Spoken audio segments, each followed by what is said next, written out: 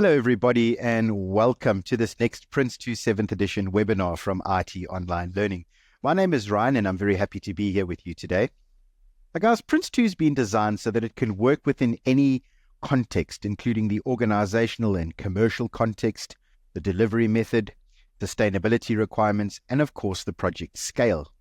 Now, today I'm going to take a look at these contexts that have been described, and we're going to begin first and foremost with the organizational context. Now, when using the PRINCE2 method, it does not assume any specific organizational context. What I mean by this is that there may be users who specify the desired outputs, which we will refer to as products in PRINCE2, and suppliers who will provide the resources and the expertise to deliver the products, and the business decision makers who will then ensure that the project investment can be justified and that it remains justified throughout the project's lifecycle. The PRINCE2 method does not require any specific organizational relationships between the users, suppliers, and the business decision makers for the project.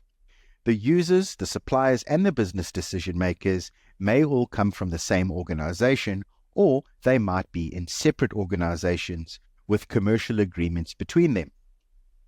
Now, within the PRINCE2 method, the business decision makers come from the organization that commissions the project. The decision-making will be made within the context of the business strategy, the objectives, and the policies of that organization. Now, I briefly touched on the business user and supplier as well as the customer, but for further clarity, let's just redefine those quickly so that we are all on the same page. When we talk about the business is the organization that provides the project mandate and the structure within which the project may be governed and will probably be governed.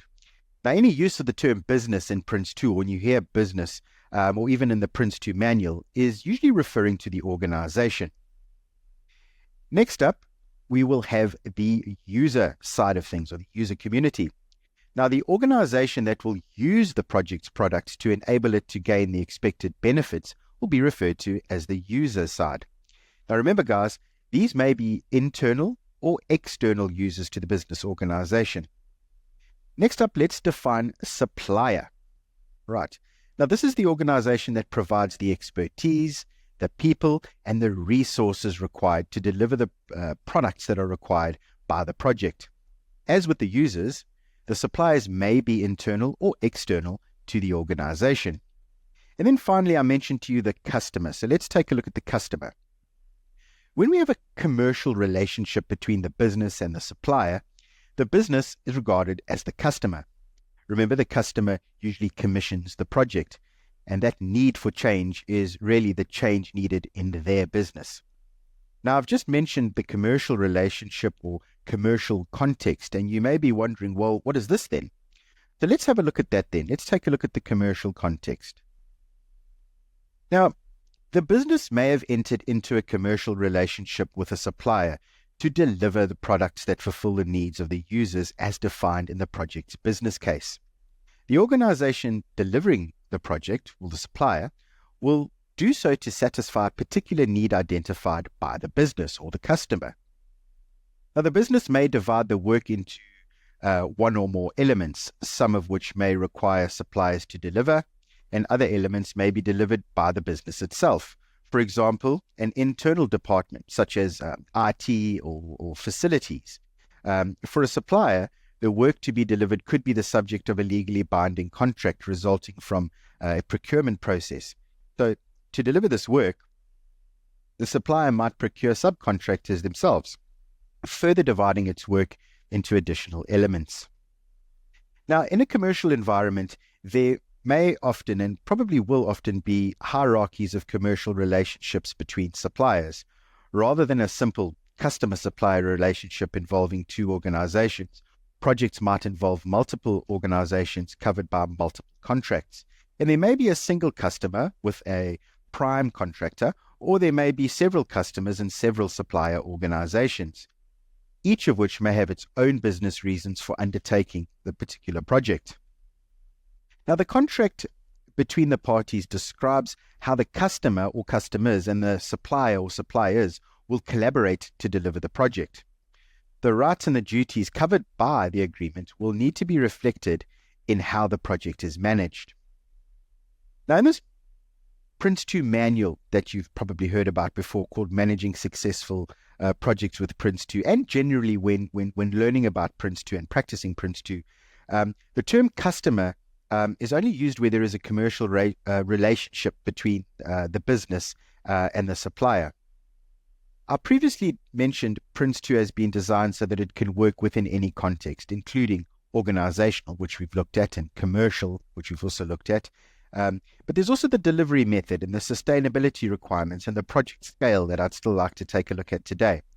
So we have covered organizational and commercial context. So now let's have a look at the delivery method or the delivery method that would be used and see how this affects things. All right. So the delivery method is the way in which the project and the work in the project is to be delivered. The project may rely on one or more delivery methods to create the required products. So you would have a couple of typical sort of delivery methods that could be used. And the very first one, seeing as though we're talking about PRINCE2 today, is going to be a linear sequential approach to project management.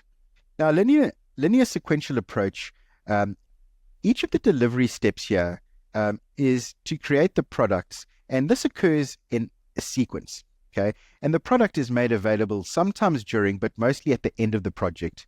For example, in a construction project, where the requirements gathering and the design will occur before the actual construction on that project starts. All right. So when you see linear sequential, you're probably going to be thinking to yourselves in the future, well, this is very much what PRINCE2 is. PRINCE2 is linear. It's broken down into stages. There's that starting point here and that end point over here where we then hand over the products. But we also have what we call an iterative or incremental approach. Right. Now, with an iterative or incremental approach, the approach is often, but not exclusively, used for product development, where requirements gathering, design, development, and even coding and testing occur iteratively throughout the life cycle of the project. Now, this approach is often referred to as an agile approach, and I'm sure you've heard of agile and agile PM before. So that is exactly what iterative incremental is. But you also then get a hybrid approach. Okay, now you're probably thinking to yourself, well, we've looked at linear sequential and iterative and incremental approaches. What is hybrid? All right. So some elements of projects will use a linear sequential approach, and other elements might use an iterative incremental approach. So, for example, a linear sequential approach can be used for the development of the infrastructure for a particular service. Then an iterative incremental approach can be used for the development of the customer service portal for the users to then access that service. See? So PRINCE2 provides the controlled environment really for specialist delivery methods. It does not assume or require any specific delivery method. So any approach can be used through the separation of the management of the project and then, of course, the specialist work to actually produce the project's products. So that wraps up looking at our various approaches. So just to recap for you, we've got the linear sequential approach, we've got the iterative incremental approach, and of course, the hybrid approach. Right. Now moving on, I'd like to now look at the sustainability context. Right. So we've looked at organizational, we've looked at commercial. Now we're going to look at the sustainability context. All right. Now the business is likely to have sustainability objectives and commitments that the project needs to adhere to or even contribute to, which will inform the project's objectives and how it's established and how it's going to be managed. Now, PRINCE2 addresses sustainability requirements by including sustainability as one of its 7 performance targets, and those performance targets are used to manage the project. Now, sustainability is also included in the method through, firstly, roles, so you'll have sustainability responsibilities, through documentation, such as plans and reports, practices, such as the business case, for example, being a PRINCE2 practice, and of course processes, such as the activities to confirm those sustainability requirements. Now, in everyday usage of the term, sustainability is often synonymous with the environment, but sustainability can mean different things to different organizations. For some, it may relate to the environmental impact of the actual project work, while for others it may relate to the whole life cost of the product delivered by the project and their resilience in actual operations. Some projects may have sustainability as their very purpose. So a good example of that would be a project where there is an installation of solar panels, for example. You can see that right there, the focus very much is on renewable energy, which would be something really, really important in terms of sustainability or the environment. You'll see that it can have that sort of key purpose sometimes as well. Now, as we talk about sustainability, we can also look at some sustainability goals just to drive the point a little bit further for you. Now, the United Nations defines 17 sustainability goals, and this will give you a well-rounded view of these goals. So let's take a little look, shall we? So the first goal that we've got over here for sustainability development is no poverty. Next, zero hunger. The third one would be good health and well-being. The fourth would be quality education. Gender equality would be number 5. The sixth one would be clean water and sanitation. The 7th sustainability development goal would be affordable and clean energy. And there we've just spoken about those solar panels over there. So you'll see where that one would be relevant. The 8th one would be decent work and economic growth. Number 9 would be industry, innovation and infrastructure. Number 10 would be reduced inequalities. Number 11 would be sustainable cities and communities, of course. Number 12 would be responsible consumption and production. 13 would be climate action. 14, life below water. 15, life on land. 16, peace, justice, and strong institutions. And then finally, 17 is partnerships for the goals.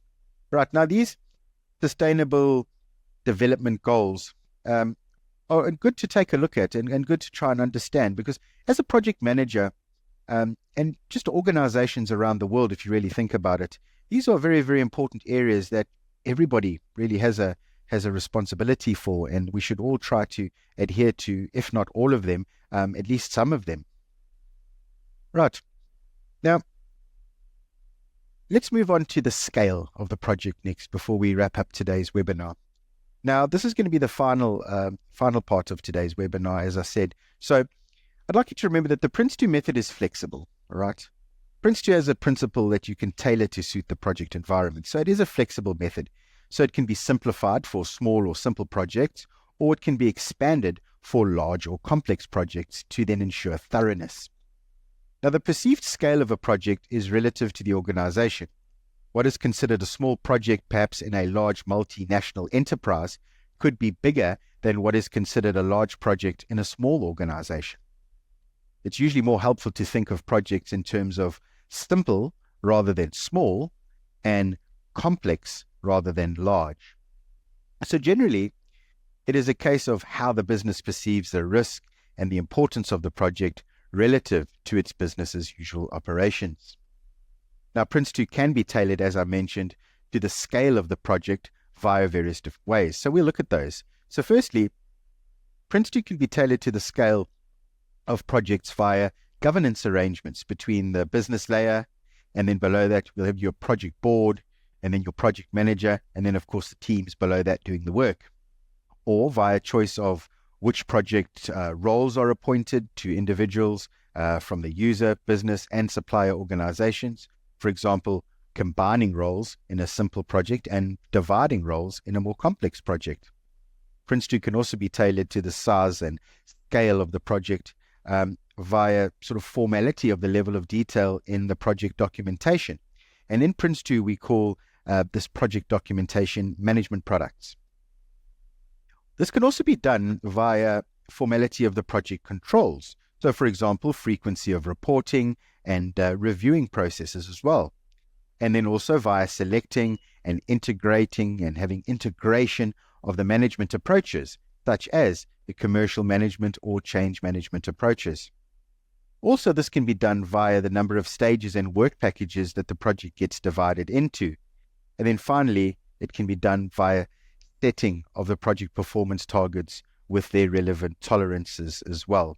So that's some of the main ways that we can sort of tailor in terms of scale when it comes to PRINCE2. So it really fits in with any type of project, regardless of how big the project is, the team capability, the risk involved. So it certainly should be tailored. We should be tailoring PRINCE2, or we're probably not using PRINCE2. Now, I just wanted to say thank you very much for joining me today for this webinar and look at the project context. If you'd like to get in touch with us at IT Online Learning and perhaps be part of our PRINCE2 training and our amazing support structure, our details are on screen. So give us a call and we'd love to have you join our family and start learning about projects and about PRINCE2. Now, if you found this webinar helpful, please leave a like, please subscribe to our YouTube channel, and even set some notifications for yourself so that when we have our next webinar, you'll be the first to know so that you can have a look at it. And I'd just like to thank you very much for joining me today, and please do look out for our next installment in this PRINCE2 series. And I'll see you next time, everybody. Bye for now.